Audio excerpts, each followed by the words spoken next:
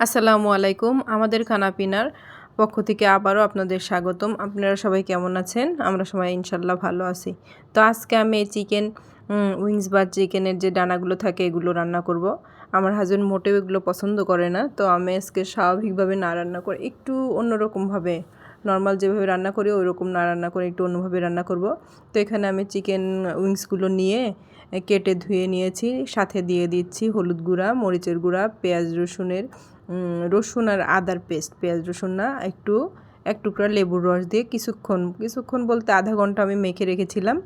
এটা সুন্দর মতো মাখিয়ে আমি রেখে দেবো কিছুক্ষণ, কারণ এটা একটু রেখে দিলে জুসি সুন্দর হবে এবং টেস্টটা দারুণ আসবে। আর যে জন্য আমার হাজব্যান্ড পছন্দ করে না সেই ব্রয়লার চিকেনের যে গন্ধ বা লেবুতে সেটা চলে যাবে। তো এখানে আমি নিয়েছি প্যানে দিয়ে দিয়েছি বেশ খানিকটা বাটার, 2 টেবিল চামচ দিয়েছি। এটা গলে যাওয়াতে দেখা যাচ্ছিল না। তো এখানে আমি সাথে আর একটু সাদা তেল দিয়ে দিয়েছি, যেহেতু এটা আমি সুন্দর করে ভেজে নিব। তো এখানে আমি একে একে চিকেনগুলো দিয়ে দিলাম সুন্দর মতো। এগুলো আমি এপাশ ওপাশ করে সুন্দর লালচে করে ভেজে নিব। তো এগুলো আমরা সুন্দর করে একটু ভেজে নিই।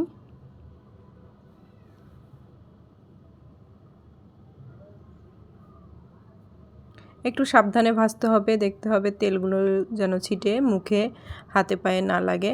যারা নতুন রান্না খাচ্ছেন বা রান্না করতে আসছেন, শিখছেন, তারা আমাকে ফলো করতে পারেন, কারণ আমি খুবই কম মশলায় অল্প সময়ে একটু রান্নার চেষ্টা করি। যেহেতু আমি একটা জব করি, সেখানেও আমাকে সময় দিতে হয়। তো এখানে আপনারা দেখছেন আমার চিকেনগুলো মোটামুটি ভাজা হয়ে গেছে। আমি এখানে নিয়েছি সয়া সস 2 টেবিল চামচ, টমেটো সস 2 টেবিল চামচ এবং পরিমাণ মতো কর্নফ্লাওয়ার অনেকগুলো আছে যেগুলো থিকনেস অল্পতেই বেশি হয়ে যায়, সেগুলো অল্প দিলে হয়। আবার কিছু ব্র্যান্ডের কর্নফ্লাওয়ার আছে যে একটু বেশি পরিমাণ লাগে, থিকনেসটা একটু কম আসে। তো এখানে আমি ওগুলো একটু পানি দিয়ে গুলিয়ে নিয়ে দিয়ে দিয়েছি, আর একটু লবণ এবং চিলি ফ্লেক্সটা অপশনাল, কারণ হচ্ছে আপনি যদি ঝাল চান একটু চিলি ফ্লেক্স দিতে পারেন, নইলে না। আমি এখানে একটু ঝাল রাখতে চেয়েছি, এই জন্য একটু চিলি ফ্লেক্স ইউজ করছি। আর এখানে আবারও দিয়ে দিলাম একটু বাটার এবং এতে দিয়ে দিলাম একদম কুচি করে রাখা রসুন এবং আদা। এটা সুন্দর মতো একটু ব্রাউনি করে ভেজে নিব আমরা। এটা লাল হয়ে আসলে তারপরে আমরা আমাদের চিকেনগুলো এখানে কিছু আমি পেঁয়াজ কেটে রেখেছি বড় করে, যেগুলো চাইনিজে খাবারের পেঁয়াজগুলো ইউজ করা হয়, একদম 4 ফালি করে কেটে রেখেছি। আমারগুলো হচ্ছে দেশি পেঁয়াজ, তো একটু ছোট দেখাচ্ছে। আপনারা চাইলে একটু বড় সাইজের ইন্ডিয়ান পেঁয়াজগুলো বা বাইরের পেঁয়াজগুলো ব্যবহার করতে পারেন। তো পেঁয়াজগুলো আমি নরম হয়ে আসা পর্যন্ত, বা এগুলো তো খুলে আসবে একটু নাড়ার পরে, তো এই খুলে আসলে এর মধ্যে আমি চিকেনটা দিয়ে দিব। দেখতে পাচ্ছেন আপনারা সুন্দর মতো এগুলো ফুলের মতো খুলে যাচ্ছে, দেখতে সুন্দর লাগতেছে। তো এই পর্যায়ে আমি চিকেনগুলো দিয়ে দিলাম। চিকেনগুলো দিয়ে একটুখানি নাড়াচাড়া করব, যাতে আদা রসুন পেঁয়াজের মশলার সংমিশ্রণে এটা চিকেনের মধ্যেও যেন একটু আসে।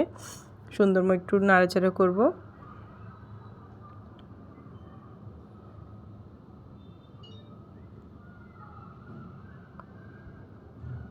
দেখতে পাচ্ছেন এটা অনেকটাই তেল ছেড়ে গেছে, তার মানে আমার পেঁয়াজটাও মোটামুটি ডান।